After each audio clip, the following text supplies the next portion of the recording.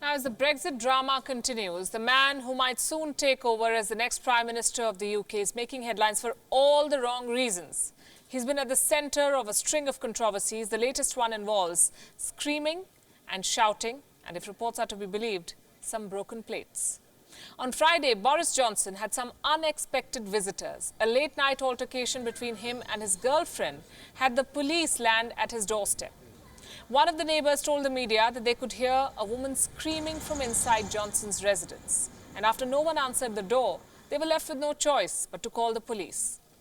The police teams left the spot after receiving assurances from the couple that there was nothing wrong. But Boris Johnson has been dodging questions on the matter while maintaining that his record in office shows that he has the right character to be Prime Minister.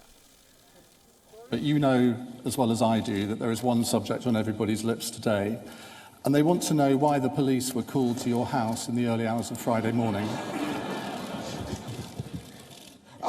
Thank you, Ian, and thank you very much for your kind remarks and your generous introduction, and thank you everybody for coming along to these first and most important hustings that we're going to be having. I don't know, it's not the most important, be careful what I say, they'll all be important, but these are the first. Ian, listen, I think what people have come here today, seductive interviewer, there you are. I think people have, I don't think they want to hear about that kind of thing, unless I'm wrong.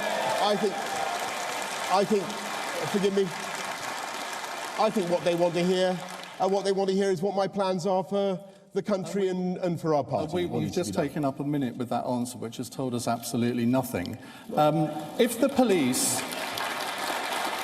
the police are called to your home, it makes it everyone's business. You are running for the office of not just leader of the Conservative Party, but Prime Minister. So therefore, a lot of people who admire your politics do call into question your character, and I think it is incumbent on you to answer that question. Okay, well, look, that's a fair point. And people are entitled to ask about me and my determination, my character, and what I want to do for the country. And let me just tell you that when I make a promise in politics about what I'm going to do, I keep that promise and I deliver. Completely avoiding my question. Well, I told you I was going to tell the good folk who have come here about. You asked about my character. Actually, I'm not avoiding your question. You asked a very direct question about my character, and what I'm telling you. Well, let me put it another way. Does a person's private life have any bearing on when he answers this question? I will move on. No.